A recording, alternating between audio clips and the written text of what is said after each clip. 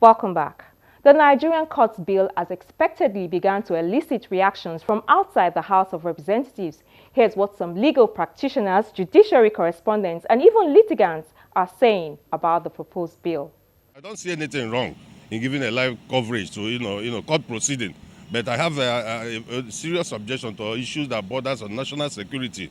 There are some things that will not ordinarily be allowed, that has to do with the security of a nation, to be discussed openly or to be televised live. So such issues, one should be an exception to that rule. But generally, I think it's a welcome development so that it will keep everybody on the toe, both the judges, lawyers, everybody will sit up, and then also allow people who wants to come and observe the proceeding to have sense of belonging and have access to what is done. What about the jury system?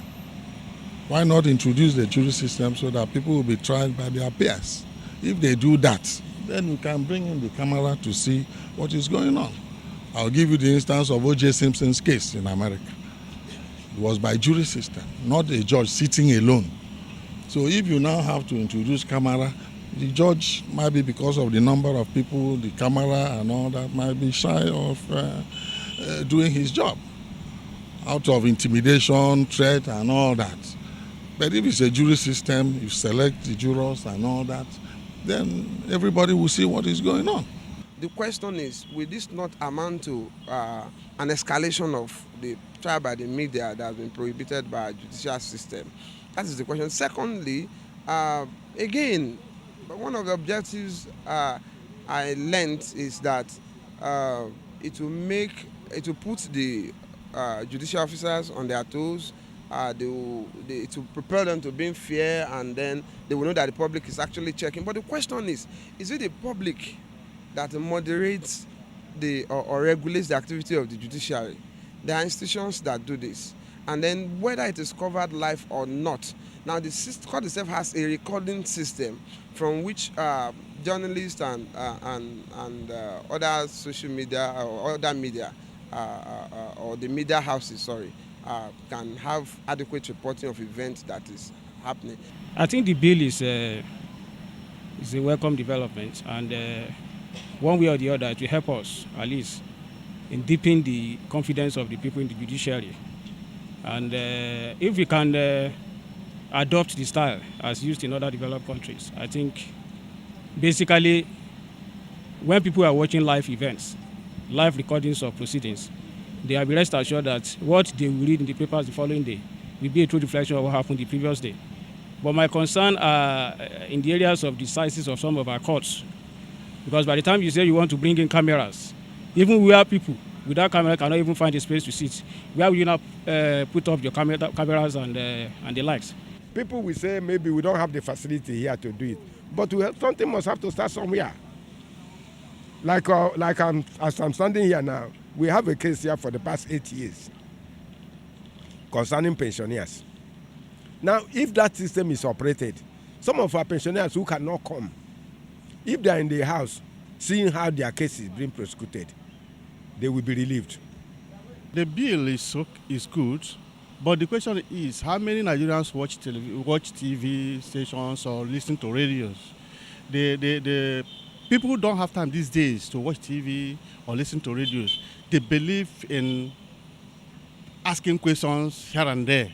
So live coverage of judicial proceedings is not, to me, it's not ripe yet.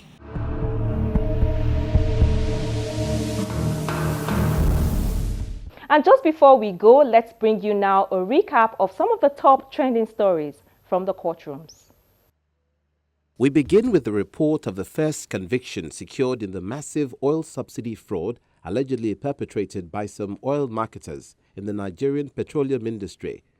On Thursday, the 26th of January, Justice Latifa Okunu of the Lagos State High Court, sitting in Ikeja, sentenced the Managing Director of Ontario Oil and Gas Limited, Mrs. Ada Ugonadi, to a jail term of 10 years for a fuel subsidy fraud totaling about 754 million naira.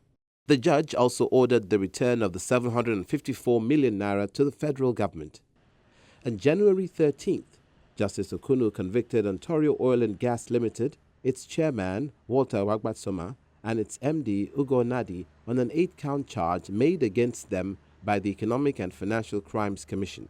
Mr. Wagbasoma is currently in custody in the UK for offences relating to money laundering. Justice Okunu, who rejected the appeal of the Ugo Nadi lawyer for a non-custodial sentence in view of her alleged ill health, held that the 10-year sentence will begin to run from the 13th of January when she was convicted.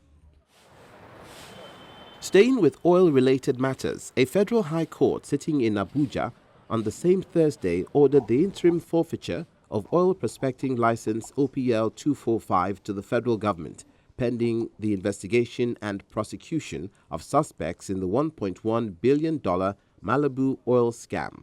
Justice John Soho granted the order in a bench ruling which he delivered in an ex parte application moved by the EFCC.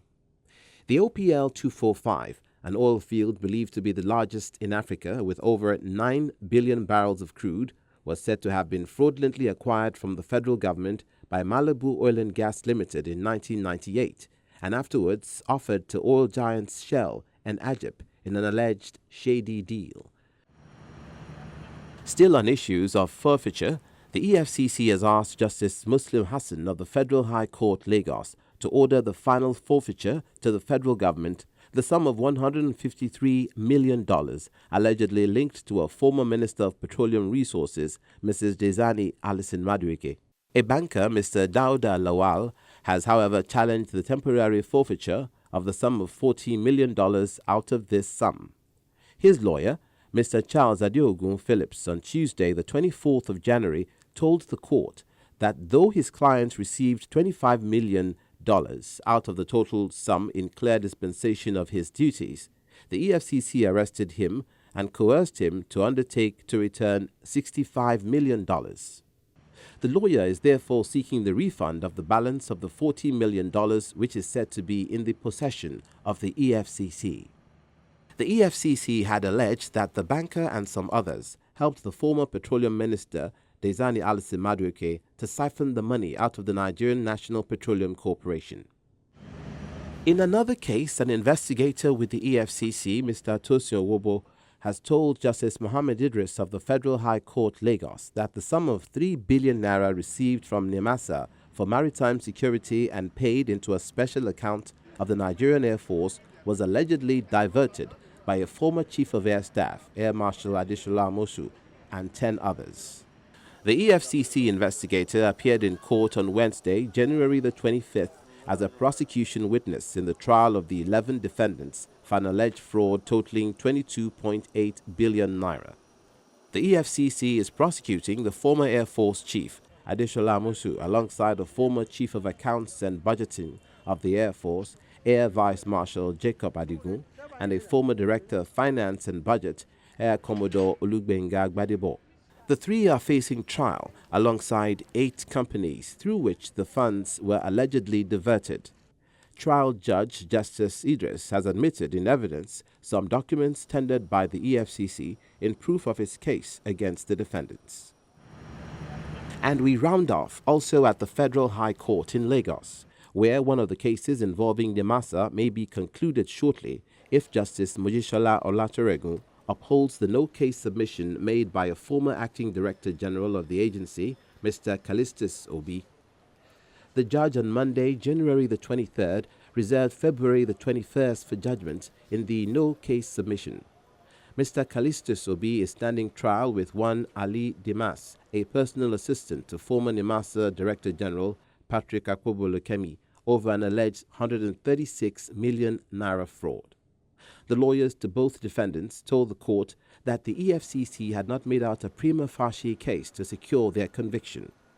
The EFCC has, however, opposed these arguments and submitted that the prosecution had shown how funds were transferred and diverted by both defendants.